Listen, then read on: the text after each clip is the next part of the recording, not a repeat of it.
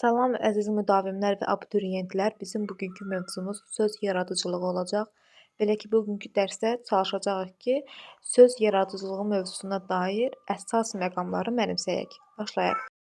Söz yaradıcılığı sözün tərkib hissələrini müəyyən etməkdə bizə yardımcı olurlar. Yəni ki, biz söz yaradıcılığına əsasən bilirik ki, bu söz necə meydana gəlib, hansı yolla meydana gəlib. Belə ki, sözlərin də meydana gəlməsinin əsas 3 yolu var: leksik yol, morfoloji yol və sintaktik yol.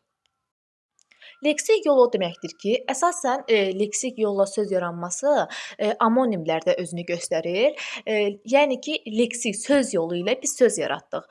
Məsələn, kök sözü, biri var ki, bədəni insanın kökdür, kilo mənasında, biri var ki, kök şəcərə mənasında, biri də var ki, kök, məsələn, sazı kökləmək mənasında, bir də var ki, kök yediyimiz tərəvəz mənasında. Gördünüzmü? Artıq 4 dənə yeni məna əmələ gəldi.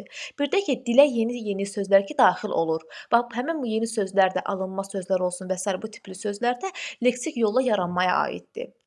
Morfoloji yolda, yəni leksik şəkilci artırdıq, yeni söz yaratdıq. Sintaktik yolda odur ki, mürəkkəb sözlər də özünü göstərir. Yəni iki söz bir-birinə yanaşır, yeni bir söz əmələ gətirir. Məsələn, dəvə və daban sözü oldu, dəvə dabanı, ayaqqabı. Bəzənsə elə söz ola bilər ki, o həm leksik yolla yaranıb, yəni həm ya alınmadır və yaxud da ki, amonimdir, həm də ki, mürəkkəb sözdür. Belə tipli sözləri biz leksik sintaktik üsulla yaranmış deyirik. Çünki həm leksik yolla istifadə edilib, həm də sintaktik yoldan. Amma ki, qonaqpərvər sözünü görsək, dağıntı sözünü görsək, biz buna deyə bilmərik ki, qonaqpərvər sözü leksik sintaktik üsuldan yaranıb. Çünki burada pərvər sözü söz deyil, şəkilçidir. Dağıntı sözü isə ümumiyyətlə sadədir. Kök nə deməkdir? Kök müstəqil işlənə bilən bir hissədir. Bu hissə müstəqil olur. Özünün müstəqil leksik mənası olur və həmçinin qrammatik mənası olur.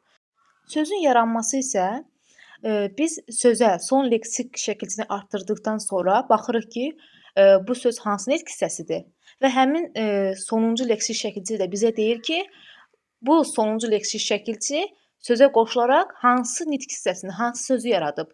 Yəni sözün yaranma formasını tapmaq üçün biz ən sonuncu leksik şəkilçiyə baxmalıyıq.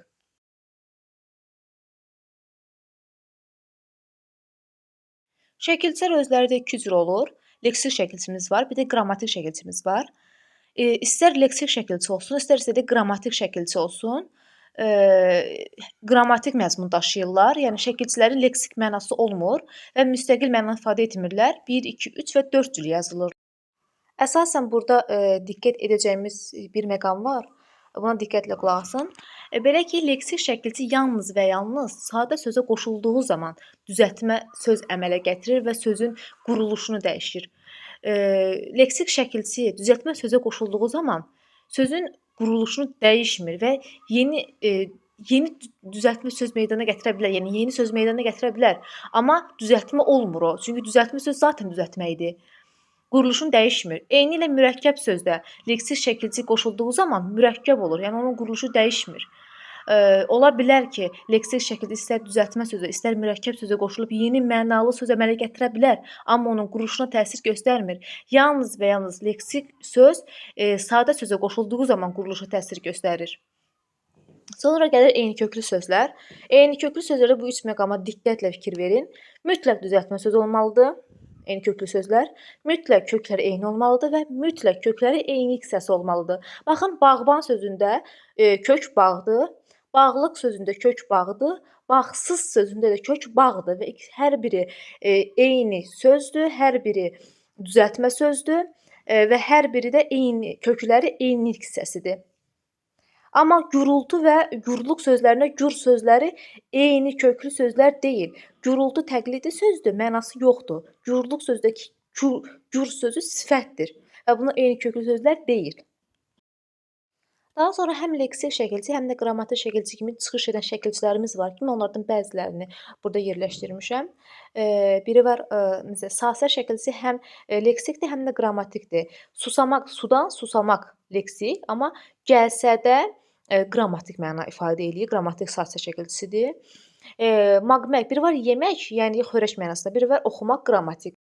A həm leksik şəkilçi kimi, yəni ki, əlim yarıldı, yara əmələ gəldi. Leksik, bir də var ki, yara, canana, qrammatik mənada yönlük hal şəkilçisidir. Anən qalxan və gücdən gücənmək leksik, amma baxan, görən isə fe'li sifət şəkilçi qrammatikdir. Bu günlük bu qədər. Əgər video faydalı oldusa, kanala abunə olub videoları bəyənməyi və rəy yazmağı unutmayın. Minnətdaram. Gələn görüşlərədək.